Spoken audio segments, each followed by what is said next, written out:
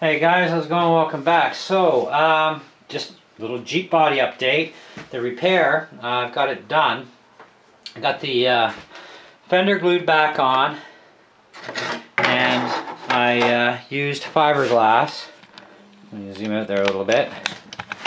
I decided to go with the fiberglass and crazy glue, and so I was able to first crazy glue the fender on in a couple of areas, and then fill up the gaps for where I didn't put crazy glue, and so that held that in place in the right position. And then I went ahead with the fiberglass mesh and a crazy glue mixture. And one thing I noticed really good about the crazy glue and how it mixes with the mesh is it does actually, it's almost like a melting effect or semi-burning effect. It doesn't, like, you know, create puffs of smoke or any of that sort of stuff, but you can smell the odor of the crazy glue reacting with the fiberglass. So when you're putting it on, yeah, it's on there, and I think it's on there real super good. So I think that was actually a good idea, as opposed to going with the resin glue, which would have probably not worked so well. But this is that's a real strong bond there, so that's not going to give up anytime soon. So I just finished doing a little bit of sanding to it. I have just a little tad more, and I also ran a piece across the top as well for added strength. And I added a little piece of double wrap around this little area in here and sanded it down. So just a little tiny bit more sanding, and what I'm using is actually my Dremel with these sanding discs. And oh, I actually missed that in the frame, sorry. Okay, so there's the top area.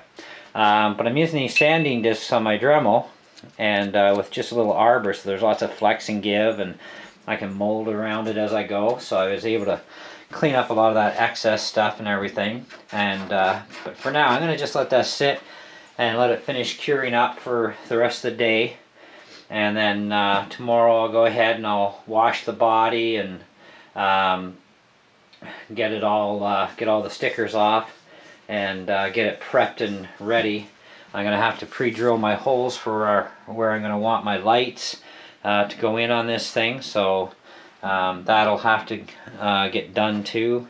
You know, that sort of thing. So little bits here and there, but it is going to be a while before it's back on the RS10, which is fine. I mean, I wanted to paint the camel color scheme on it over the winter anyhow.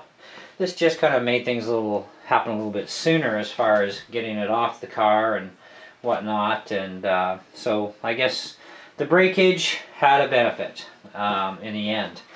So we'll definitely be able to use this Jeep body again on the RS10, and it'll be great, which is cool because I ordered in a little surprise for this Jeep body that'll be in a few weeks.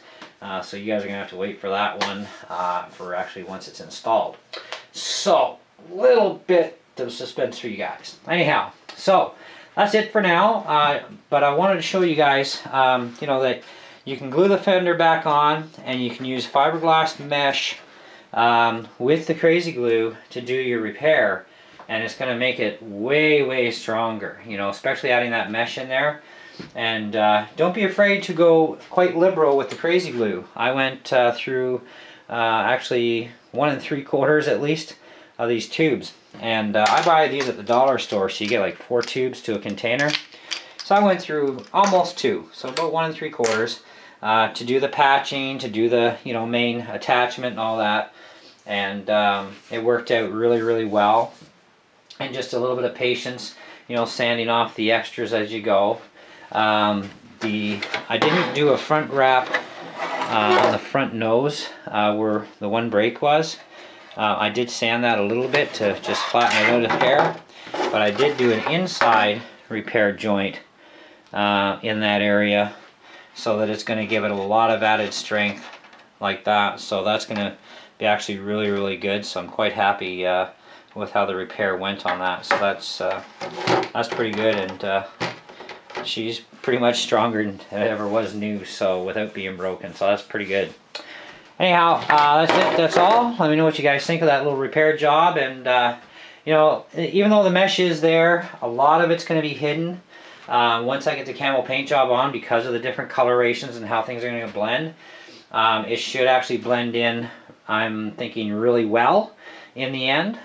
So, you know, it shouldn't really, you know, show too much, you know, that it was fixed, but it's definitely way better than not having the fender on there at all, because that would have actually gotten this body thrown out had we not found the piece. And yeah, these new bright bodies are definitely hard to come by. Anyways, that's it. That's all. Catch you on the next video.